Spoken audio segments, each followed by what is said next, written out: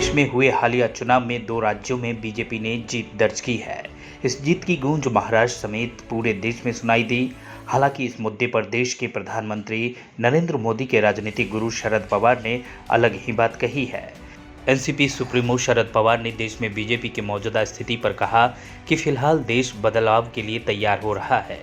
केरल में बीजेपी नहीं है, तमिलनाडु में बीजेपी नहीं है, कर्नाटक में कांग्रेस थी लेकिन वहां विधायकों और सांसदों को फोड़ा गया और फिर बीजेपी की सरकार बनाई गई।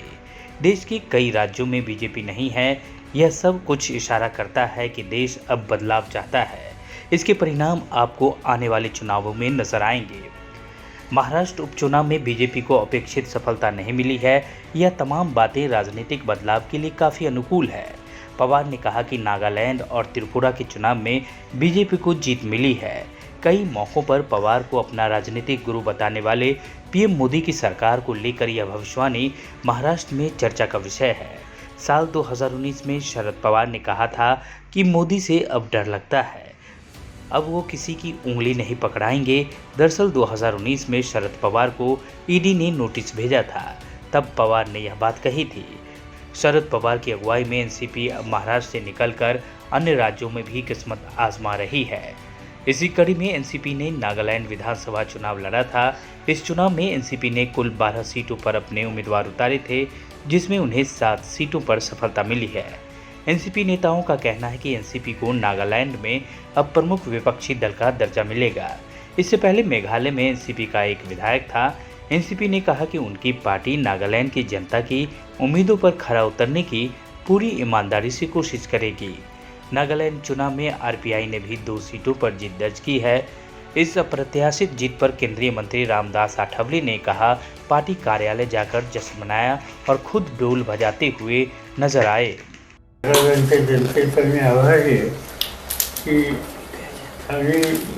जागा एकंदर लढवल्या त्याची टक्केवारी बघितली तर चांगली टक्केवारी दिसते, मतं चांगली पडलेली आहेत आणि एक प्रकारची चांगली संधी लोकांनी या भागात राष्ट्रवादीने दिली।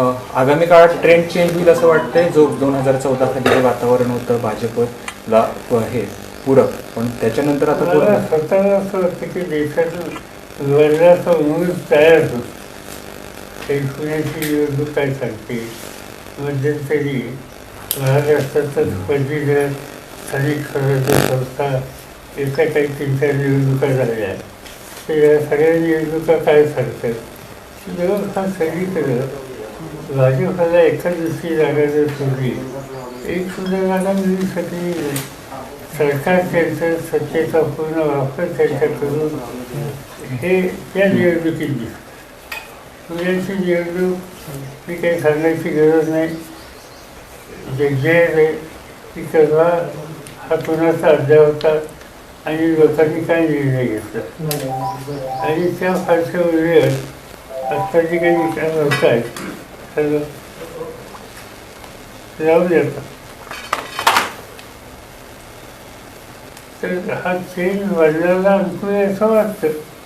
बघूया, एकदम आत्ताच्या आत्ता निष्कर्ष करणं योग्य नाही, पण जी माहिती मला आहे त्याच्यामध्ये देशाचं चित्र बघितलं तर केरळमध्ये आज भाजप नाही, तामिळनाडूमध्ये आज भाजप नाही आणि या दोन्ही ठिकाणी येण्याची शक्यता नाही आहे। कर्नाटकमध्ये पूर्वी काँग्रेसचं राज्य होतं, पण खासदार आमदार खोदून नंतर भाजपचं राज्य तिथं आलेलं आहे आणि त्यामुळं पुढे निवडणुका होतील त्यावेळेला लोक या निर्णयाच्या सवलतीचा विचार नक्की करतील।